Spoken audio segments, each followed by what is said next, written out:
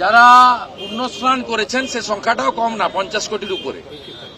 তার বাইরেও যে হিন্দু আছে 100 কোটিরও উপরে, গোটা পৃথিবীর সনাতন, তাদের আস্থায় আঘাত দিয়ে মৃত্যু শব্দ ব্যবহার করে মাননীয় মুখ্যমন্ত্রী বিধানসভার মতো গৌরবের পীঠস্থান, ঐতিহ্যের পীঠস্থান, মর্যাদার পীঠস্থানে মৃত্যু কুম্ভটা যে রেকর্ড করিয়ে দিয়ে গেলেন, কেউ চিরদিন থাকবে না, বিধানসভার রেকর্ডে এটা থাকবে।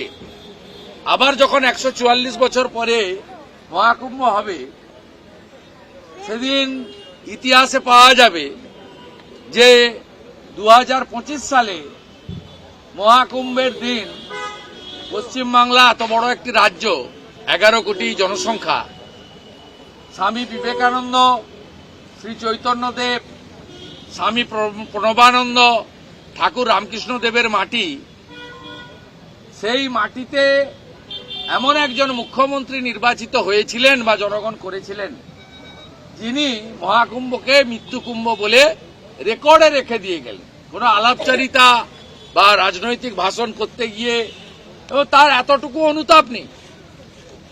যদি ভুল করেও বেরিয়ে গিয়ে থাকে, সেটা প্রত্যাহার করার কি আছে? এটা তো বিজেপি বা কোনো রাজনৈতিক দল বা বিরোধী দলনেতা বা কোনো এমএলএ বা বিজেপির কোনো নেতার কাছে বা রাষ্ট্রবাদী সংগঠন, সনাতন সংগঠনের কাছে আত্মসমর্পণ নয়। সমগ্র হিন্দু কমিউনিটির উপরে আপনি আঘাত করলেন। 48 ঘন্টা অতিবাহিত, আর কোনো তাপ নেই, উত্তাপ নেই,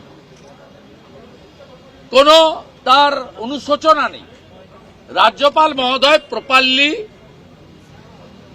স্পিকারকে বলুন এক্সপাঞ্জ করতে, আমরা চাই না রেকর্ডে থাকুক। শ্যামাপ্রসাদ মুখার্জির বাংলায়,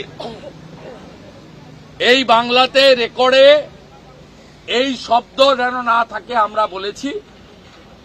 তিনি যা বলেছেন ওপেনলি বলেছেন। তিনি বলছেন আমি নিজে ওখানে গেছি, আমি নিজে পুণ্য স্নান করেছি। তিনি বলেছেন মৃত্যুঞ্জয় মহাকুম্ভ, উনি বলেছেন মৃত্যুকুম্ভ, রাজ্যপাল বলেছেন মৃত্যুজয় মহাকুম্ভ। মানে মৃত্যুকে জয় করা যেতে পারে এই মহাকুম্ভ, এটা আমাদের আস্থা সনাতন। এই বিষয়ে আমরা আমাদের প্রোটেস্ট রেখেছি, এটা জারি থাকবে। ভাববেন না যে হ্যাঁ হয়ে গেছে, হ্যাঁ এতদিন ধরে টানছে, এটা চলবে। সনাতন সমাজ যতদিন থাকবে চলবে। আমাদের কেউ কেউ বলেন, মুখ্যমন্ত্রী বলছিলেন নতুন হিন্দু ধর্মীয় নেতা। আরে নতুন হিন্দু নেতা আমরা হইনি। আমরা যে যার রাজনৈতিক দল বা পেশায় থাকি না কেন, আমরা আমাদের ধর্মের সঙ্গে তঞ্চকতা বিগত দিনে করিনি। এটা আমাদের পূর্বপুরুষ পিতামাতা শিখিয়ে দিয়ে গেছেন। আপনি এগুলো করেন না। আপনি রেড রোডে অন্য ধর্মের প্রার্থনায় চলে যান, সেখানে বিরক্ত হয় লোকেরা, তারপরেও চলে যান আপনি আপনার ভোটের জন্য। আপনার মতলব সবাই জানে।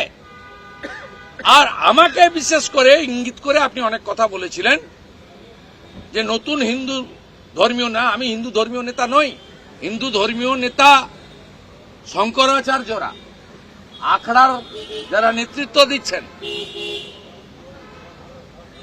রামভদ্রাচার্যজি আচার্য, কৈলাসানন্দগিরি মহারাজ, আমাদের রাজ্যেও স্বামী বিশ্বনাথানন্দজি থেকে শুরু করে, গৌতম মহারাজ থেকে শুরু করে,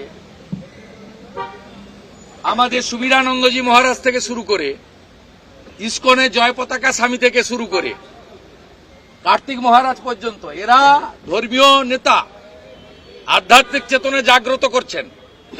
তো আপনি কত বড় সাম্প্রদায়িক 2021 নন্দীগ্রামে গিয়ে দেখেছি আপনাকে। সেই দিন আমি হিন্দুদের ভোটে আপনাকে হারিয়েছি, জিতেছি। তাই যাদের ভোট নিয়ে জিতেছি তাদের ধর্মীয় আঘাত, তাদের শাস্ত্র, তাদের ব্যবস্থায় যদি আঘাত সরকারি দল দেয়, প্রতিবাদ আমি এবং আমরা করব। আমি তো বারে বারে বলেছি, আমরা বিজেপি এমএলএরা মুসলিমদের ভোটে কেউ জিতিনি, আমরা হিন্দুদের ভোটে জিতেছি এবং জনজাতিরাও আমাদের ভোট দিয়েছে, এখানে বুদ্রাই টুডুরা আছে। স্বাভাবিকভাবে আমরা দায়বদ্ধ সনাতনী এবং জনজাতিদের কাছে, এটা নিয়ে কোনো সাজির কোনো বিষয় নেই, পরিষ্কার বললাম এটা। দ্বিতীয় হচ্ছে, প্রথম 5 মাস বাইরে রাখলেন অনির্দিষ্ট পিরিয়ডের জন্য। হাইকোর্টে গেলাম, হাইকোর্টে সুপ্রিম কোর্টের জাজমেন্ট সামনে এলো, মহারাষ্ট্র বিধানসভা ভার্সেস কিছু বহিষ্কৃত 17 জন এমএলএ। তাতে সুপ্রিম কোর্টের জাজমেন্ট ছিল যে একটা সেশন বা সর্বোচ্চ 30 দিনের বেশি সাসপেন্ড রাখা যায় না। আপনারা বাধ্য হলেন হাউসে মোশন এনে প্রত্যাহার করতে। তারপরে ওই 1 মাসের সুযোগ নিয়ে 1 মাস করে 8 মাস বাইরে রেখেছেন। হাউসে অন্য কোনো দল নেই, শুধু বিজেপি আছে। গোটা ভারতবর্ষে বলুন কোথায় ব্যক্তি শুভেন্দু অধিকারী ছেড়ে দিন, আমি চিরদিন এলওপি ছিলাম না, চিরদিন এলওপি থাকবো না।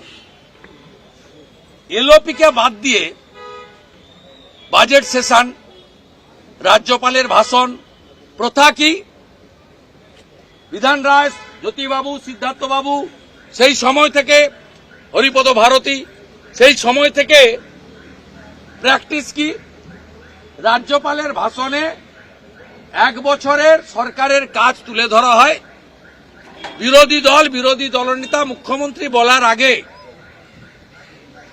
ত্রুটি বিচ্যুতিগুলো তুলে ধরেন, মুখ্যমন্ত্রী তাকে যুক্তিতর্ক, তথ্য, ডকুমেন্ট দিয়ে কাউন্টার করেন।